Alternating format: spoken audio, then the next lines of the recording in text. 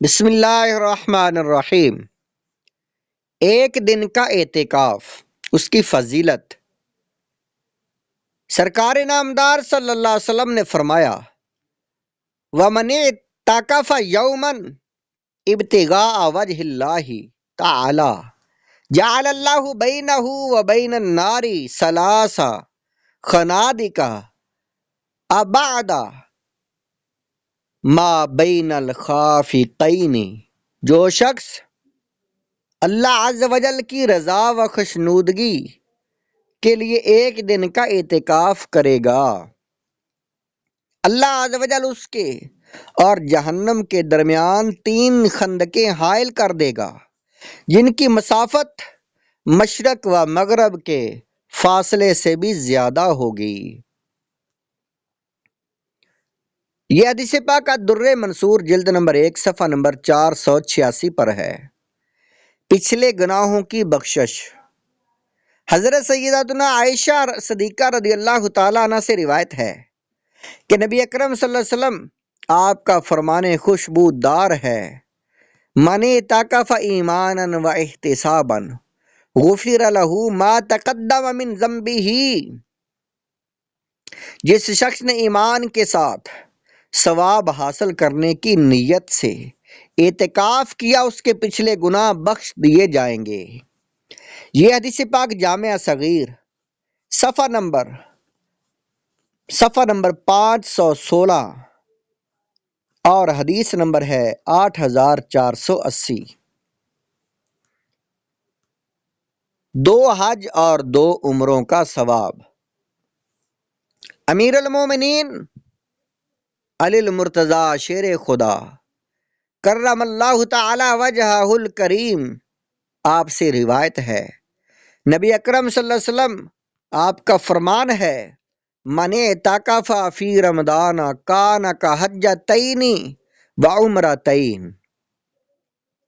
جس نے رمضان المبارک میں 10 دن کا اعتکاف کر لیا، وہ ایسا ہے جیسے 2 حج اور 2 عمرے کیے۔ یہ حدیث پاک شعب الایمان جلد نمبر 3 صفحہ نمبر 425 اور حدیث نمبر ہے 2966۔ گناہوں سے تحفظ۔ حضرت سیدنا عبداللہ بن عباس رضی اللہ تعالیٰ عنہما سے روایت ہے کہ نبی اکرم صلی اللہ علیہ وسلم کا فرمان ہے، ہوا یعکف الذنوب یجرا لہ من الحسنات کعامل الحسنات کلھا۔ اعتکاف کرنے والا گناہوں سے بچا رہتا ہے اور اس کے لیے تمام نیکیاں لکھی جاتی ہیں جیسے ان کے کرنے والوں کے لیے ہوتی ہیں۔ یہ حدیث پاک ابن ماجہ کی ہے، جلد نمبر 2 صفحہ نمبر 365 اور حدیث نمبر ہے 1781۔ روزانہ حج کا ثواب۔ حضرت سیدنا حسن بصری رضی اللہ تعالیٰ عنہ سے منقول ہے، معتکف کو ہر روز ایک حج کا ثواب ملتا ہے۔ یہ حدیث پاک شعب الایمان جلد نمبر 3 صفحہ نمبر 425 اور حدیث نمبر 3968 ہے۔ آج کل اعتکاف میں کیا ہوتا ہے؟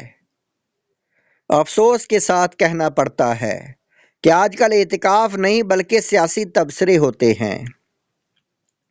پہلے 2 دن تو اعتکاف کرنے والوں میں شوق عبادت ہوتا ہے، مگر جب سب ایک دوسرے کے واقف ہو جاتے ہیں تو اب شوق عبادت ختم ہو جاتا ہے، فقط شوق گفتگو رہ جاتا ہے۔ مسجد کمیونٹی سینٹر یا ہوٹل کا روپ دار لیتی ہے اور اعتکاف کرنے والے اینکرز اور مختلف تبصرہ نگاروں کا لبادہ اوڑھ لیتے ہیں۔ اب خوب مسجد میں بیٹھ کر جھوٹ، چغلی اور غیبت سے نامہ اعمال کو سیاہ کیا جاتا ہے۔ مسجد میں تو جائز بات بھی بلا عذر کرنا مکروہ ہے۔ حدیث میں مسجد میں باتیں کرنے والوں کے ساتھ بیٹھنے سے بھی منع فرمایا، جیسا کہ سیدنا حسن بصری رضی اللہ تعالیٰ عنہ سے روایت ہے، نبی رحمت تاجدار رسالت صلی اللہ علیہ وسلم کا فرمان ذیشان ہے، یاتی علی الناس زمان یکون حدیثہم فی مساجدہم فی امر الدنیا ہم فلا تجالسوہم فلیس للہ فیہم حاجہ۔ لوگوں پر ایک ایسا زمانہ آئے گا کہ مساجد میں دنیا کی باتیں ہوں گی، تم ان کے ساتھ مت بیٹھو کہ ان کو اللہ عز و جل سے کچھ کام نہیں ہے۔